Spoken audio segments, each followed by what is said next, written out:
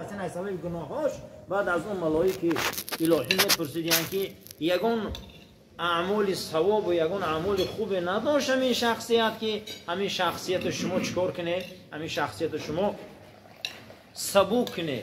بعد از اون میقبیدن که اخلا یگون علمای ربانی را دوست نمیداشتی و میگفتن نه یگون رفیق نداره که علمای ربانی را دوست داره. گفتن دارم. تا کیه نامش میگرفتن میآوردن میگفتن که تو همنشینی با علما داشتی؟ میگفت بله. میگفت به حرمت رفیق جنت برشه. حتی که حدیث امام ابو رافعی که یک علمای ربانی به داخل قبرستان میگذشته پروردگار 70 تا فتنه را از گروه دفع میکرده. آثار صحابه بوده. یعنی قسم اول از امت رسول اکرم مسلمانان برادران علمای ربانی هست. علمای ربانی بسیار شخصیت های بزرگن. اینا وارث های رسول اکرم صلی الله علیه و سلم. وارث کیه؟ وارث کسی هسته که مال مرده را میگیره، پول مرده را میگیره، خانه مرده را میگیره، تمام چیز مرده را که ترکه کرده پرتافته رفته وارثش میگیره. اگر وارثش همون در روی حرام صرف کنه همون مرده نزد خدا فقط جواب میتیه؟ البته جواب میتیه. اما امروز علمایی که بیاین و در سنت رسول، در دین رسول، در علم رسول، در قرآن رسول، در شریعت رسول اگر وارثی به معنی باشن خیانت کنن، اگر رسول الله در روز قیامت در چهره اینو زجر میکشیده. برای همین هر کسی عزیزو علما را دوست داره اینا نقض دانین. دوست داشتن علمای ربانی این از کامل بودن ایمان است.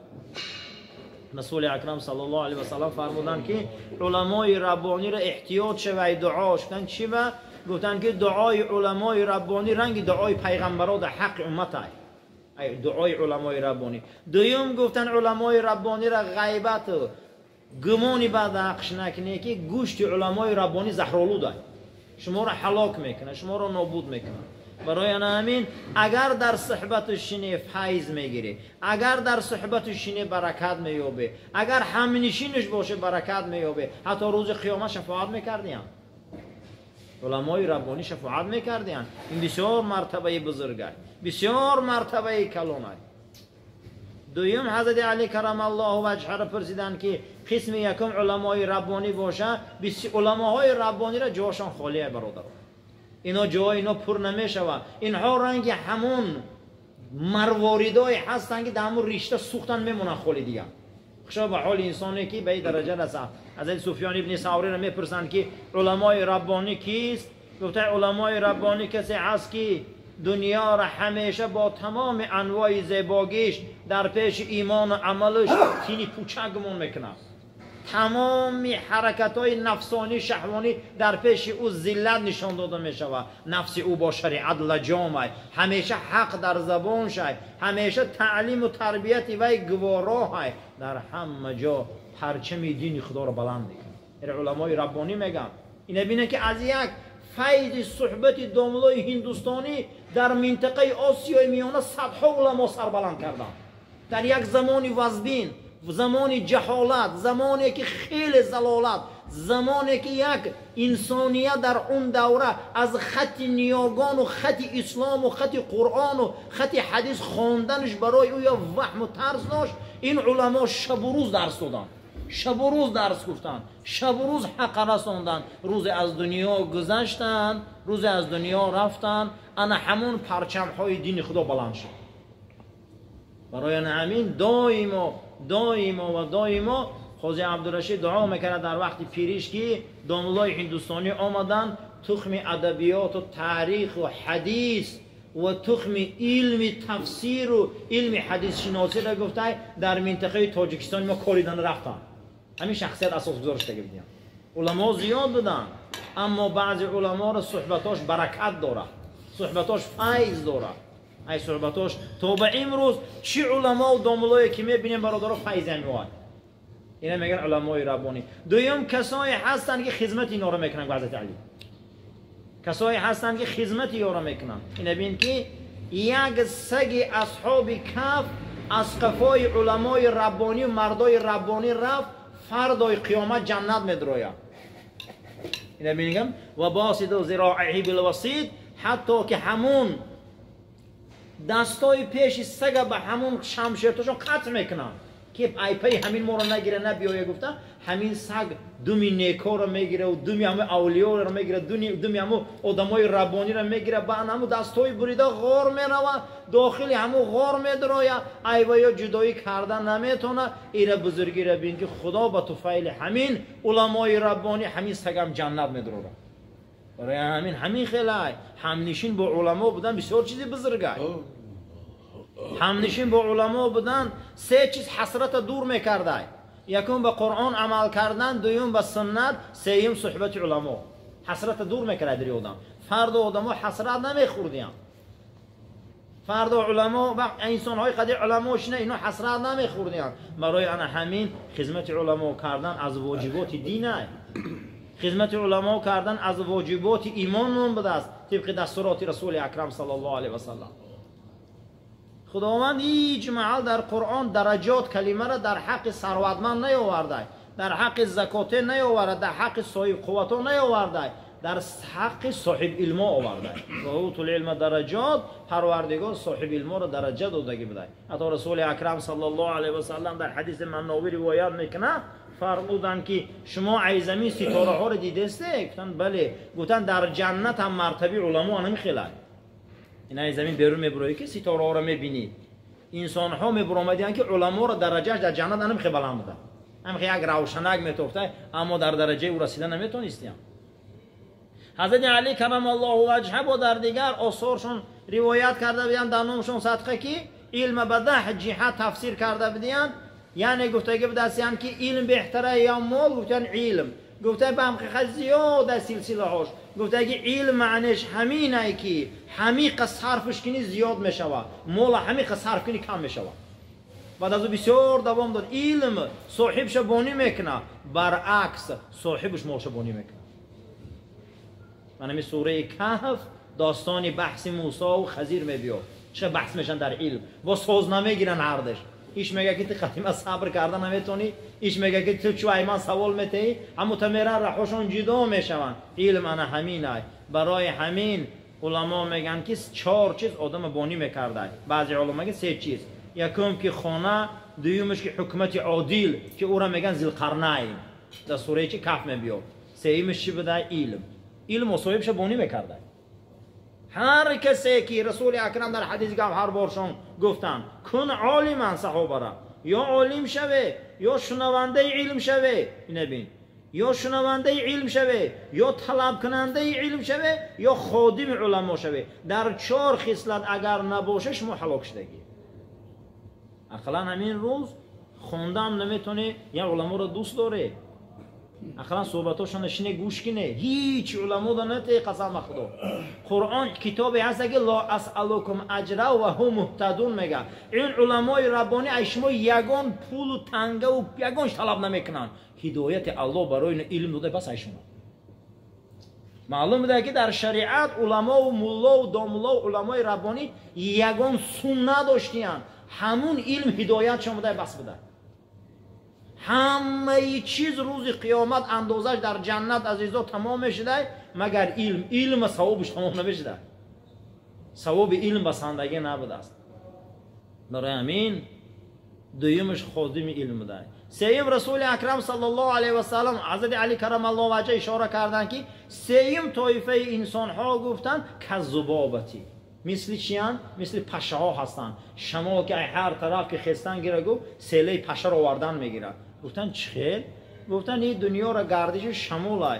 همین آدما که در 2 تای بالا نباشن یا خدمت علم در نباشن، علمای ربانی نباشن، اینا رنگ پشن. گفتن یه روز ای شرق اگر شمال میبیا پشه پرشیده میرن، و یه روز دیگه ای غرب میبیا هم میره میبره. یعنی که همین گردش ایام این مردم خودش رنگ پشه نیست میگه زیر نشوی. اگر در 2 خصلت دیگه نباشه آدمو رنگ پشه بدیم. اینا شمال لازم میشه. من حاضر دیگه شما نمیبینی پشه که شما رو میگزن، مردن رفتن همش. این دنیا همینه برادر. 10 سال پیش در اینجا انسان‌هایی بودن که از خنجره اونها علاو میبرومنده که نیستن. 20 سال پیش آدمایی بودن که در صحبت اونها ما میترسیدیم، دیگه نیستن. ممکن که 10 سال پیش آدمایی بودن که در گپی و یا صحبتی و یا ما خیلی ترسیده و هم کرده میسودیم. در همون رفیق داریشون و جوره داریشون و پول داری منصب داریشون، اما اونها نیستن. حضرت علی اونها را کذوبابا گفته، رنگ پشنگ گفته. اینها شمال اومد بردن میگیره، شمال اومد بردن میگیره. خداتون میگه گفت فلان بعضه بود، فلان بعضه بود، این خیلی بود، اون خیلی بود. شمال خدی همش تازه شده رفته هستن، ولی با 10 سال بعد نمیدونیم چی گپه. برای همین یا علمای ربانی شویم یا در خدمت علمای ربانی باشیم. انسان بسیار برکت می‌یابد. این مجلس ها را قسم به خدا به ای دنیا دونید. این مجلس ها را به از تمام دارایی دونیم. چی با بسیاری کارا دردی سرای این مجلس ها رحمت در داخل گورمونه. قسم قیامت می‌رود. اگر حضرت مولوی کمتر میخونیم و بعد از او ان شاء الله با دعا میکنیم. دریغ از توتی قدسی درگاه، دریغ از نازنینی لی مع الله. دریغ از او سخنگوی درگاه الهی حضرت محمد مصطفی صلی الله علیه و اون نازنینه که حضرت حسن فرزند علی کرم الله وجهه روایت میکنه که من تقاضی داشتم که از ختیچه که پیش رسول اکرم فرزنددار بودن، من از همون میگه تقاضی داشتم. یک روایت یا خالم بود میگه آمده بود پیش من میگه از او پرسیدم چهره رسول اکرم صلی الله علیه و سلم که برای من قصه کن، شما پسندرشان بده یا دختردرشان بده، شما دید حضرت برای ما گفتن چخیل بود؟ گفت حضرت چهرهشان گندمی بدن، خدی مربوع پهلوان گردش داشتن، نه کلته بودن نه دراز بودن، در بین قاشان یک رگ هم خیلی بلند میستاد و همه استخوان‌های حضرت به قوت بود و قفس سینه کشاد داشتن. یک مراتبه قفس سینه شان دیدم شیر باری سفید بود و چهره های حضرت میگم میخوال درخشان، قاشاش میگفته که به گوشاش رسیدگی ای، بین بینی حضرت بلند بودن. وقتی قدم میزدن پهلوان گردش میکردن، موی سری جعده جنجله داشتن، گاگا موشان بالای گوشاشان می آمد، ریش حضرت پره بودن. یگان مراتبه بدن حضرت به عطر من ندیدم، انقدر خوشبو بود. اگر کوچه قدیم میگذشت همه تماشاش میکرد. صدها زنها آمدن خودشون حضرت بخشیدن که ما را نکاح که فقط میخندید، میگفت که تا اجازت خدا نشه من کسی را نکاح نمیکنم. حتی میدیدگی انسان میگه حضرت عاشق میشه. جوان مردی حضرت میگفت از شمالهای سلقینی سحرم میگفت برای آدم تست تاثیر میکرد. آدم سحر بره بینی روش تست سلقین میشود، اما میگه جوان مردی جناب پیغمبران شمال بود. همین خیلی میگه جوان مردی، همین خیلی نازنین، همین خیلی شخصیت، همین خیلی خوشرو. چی شد؟ دریغ از سروری معراج الاولاک، شما شد زیر ابری پرده خاک. رسیدن 63 عمری مبارک، بشد فرمانش از عزی تبارک. به اعضای مبارک زد شرر تب، بشد واقف نبی از خواندنی رب. این سروری معراج، این شخصیت بزرگ، این قدر شخصیتی که در 63 در آمدن، فرمان پروردگار قدیم میگه بدن حضرت بیمار شدن. آسته آسته جناب پیغمبر دیگر از نماز 5 وقت رفتن هم دیگر واقف شدن، رفتن نتونستن. همه حاضر به صحبت جمع اصحاب، بگو حضرت به سوی اهل احباب. به ما هر کس اگر دارد قصاصی، بگیره تا شمم از وی خلاصی. تمام صحابه بالای سری رسول اکرم صلی الله علیه و سلم آمدن، تمام دوستان آمدن. بعد از او حضرت میگه سرشون بلند کردن که کسی که اگر ایمو قصاصی داره، اگر قرض قواله و قصاصی باشه، بیای ما میتیم شه از ما خلاص شود و ما هم از او خلاص شویم. دی همینجا همه حقی امانت، نماند تا به صحرای قیامت. همه گفتند غیر از جان سپاری، نداریم با جنابت حق گزاری. زجای کاش خیزد از میانه زجای کاش خیزد از میانه بخواهم گذر بی تازیانه. جناب پیغمبر گفتن بیای حق امانت ما تیم که قیامت روزی وزبینه در اونجا وزبینی تر ما در اونجا توقع نداریم حق امانت دادن. تمام صحابه گفتن حضرت غیر جان سپاری هیچ حق امانتی در اینجا نیست دیگه، ما یگان تمام حق نداریم. همین حالت گفتند که عکاشه میگه ایجاش خست گفت ای فرستاده خدا شما ای ما یک ضرب قمچین قرضاره. فلان وقتی که کردی عزم لشکر در آنجا بود این اصحاب اکثر زدی با سوی اشتر تازیانه رسید آنجا مرا در پشتیشانه. یک روز در یکی از غزوه حضرت شما رفته همه صحابه شاهده شما شتر در تازیانه و قمچین زده همون قمچین به جای در شتر رسه گفت در شانه من رسید. بگیرم ای نبیان انتقامم بگیرم ای نبیان انتقامم اگر چنده که در خدمت غلامم. بگو حضرت بیارید زود و قمچین شوم فارغ از این حقدار دین. بیاوردند آنگه تازیانه گریو عکاش قایم در میانه. ای پیغمبر من انتقامم میگیرم اگرچه در خدمت در پیش شما حضرت غلامم باشم. جناب پیغمبر صلی الله علیه و سلم گفتن روی قمچین بیاری اکنون تا حق این انسان من خلاص کنم آخرین حق داشته. همون حالت تازیانه را گرفتن آوردن عکاشه گرفت بالای سر جناب پیغمبر آمد.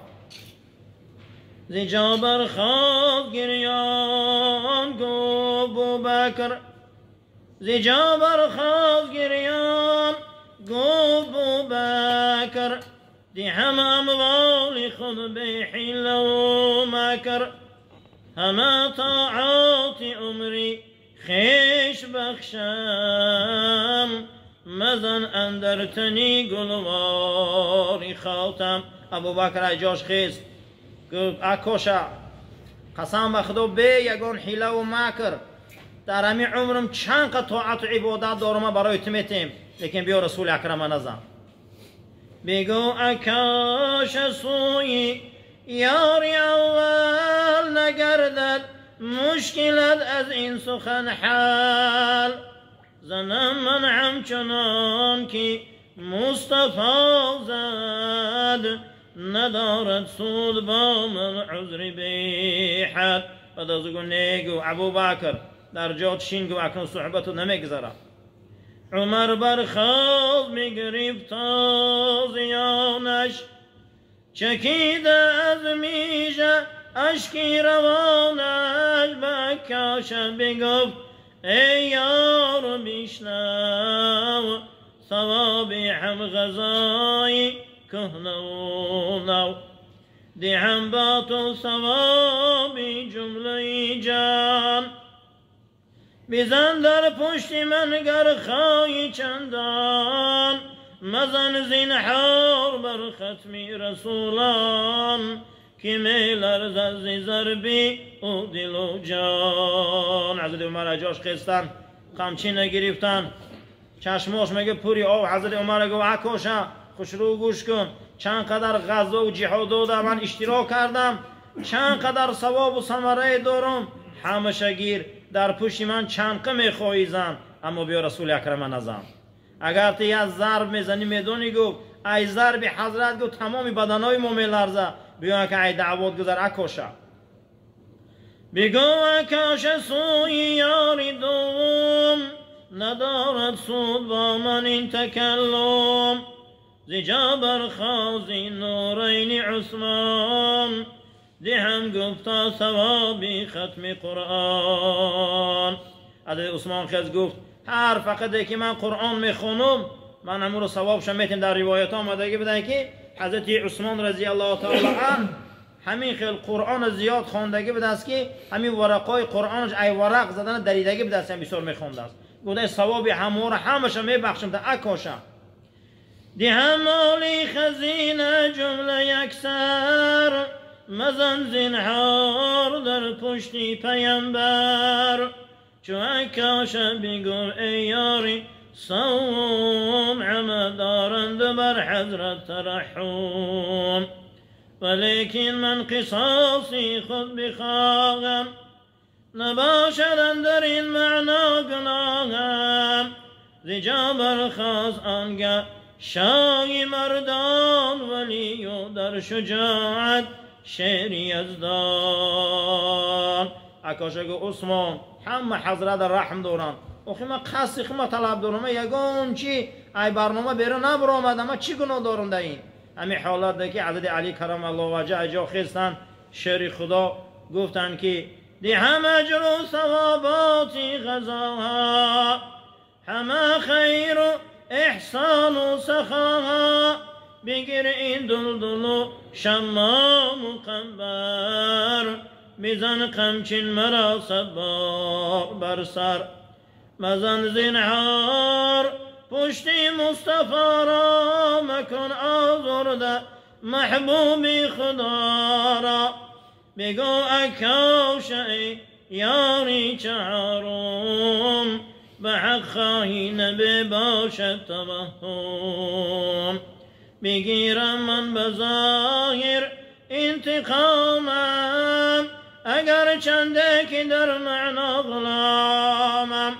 نشد مقبول عذری جمع اصحاب، فیغا شد در میانی جمع احباب. گپی علی رم نگذشت میگه هیچ اکوشه هیچ کار گردن نمید چه اون نمیگه.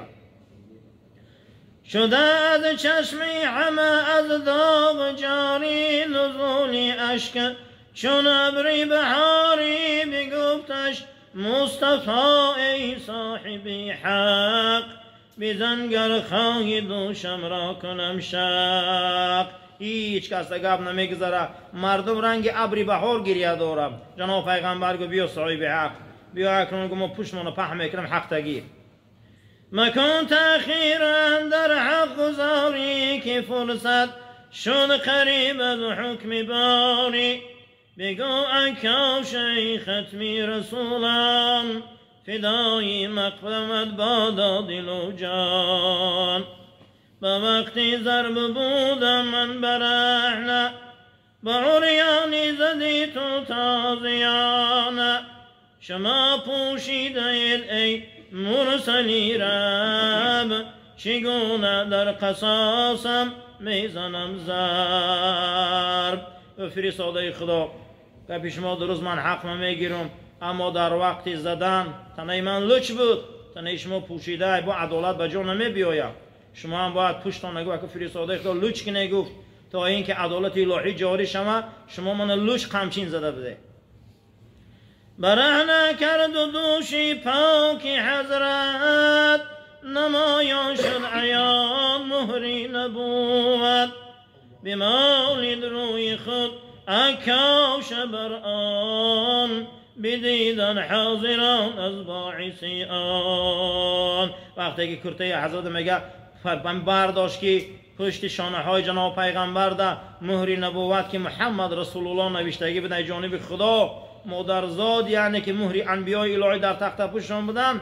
بعد از اون میگه عکاشه در پیش حضور صحابه چهره‌های خوش در همون مهر مالید و بوسه کرد. در یک روایت هم سلمان فارسی میگه وقتی ای پشت جناب پیغمبر آمدم، ای پشت کرته کرباسیشون مهر نمایان بود، خدمت بالای همه مهر دا پرتاختم و موچه کردم.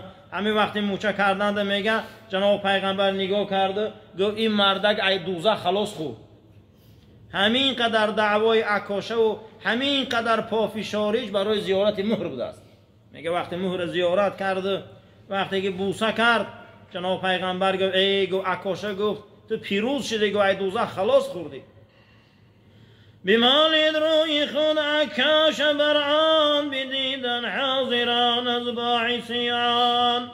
بگفتش عذر ای سرور ببخشا، برای توفی مهرت بود و دعوای حضرت گفت مانا بخش گفت دعوای من زیارت مهر و نبوت شما بود بزر بی تو کجا باشد مراحت بزر بی تو کجا باشد مراحت به این گستاخی من دل نکن بد امان بهتر که از چشمم گزد مار که تا در پاید ای سرور خلد خار مرادم پیش پاید جان سپردن ز عمری خیزر به پیشی تو مردن حضرت گفت قسم به خدای چشمم مرگزه گو روزیم لیکن روزی نیست من گفت که من در شما ضرب کنم ای همین عمری خیزر من در کار نیست آرزوم همین بود که در پیش پای شما جان تیم جنازه خود خونی ز رویت هست اندر چشمی جان نور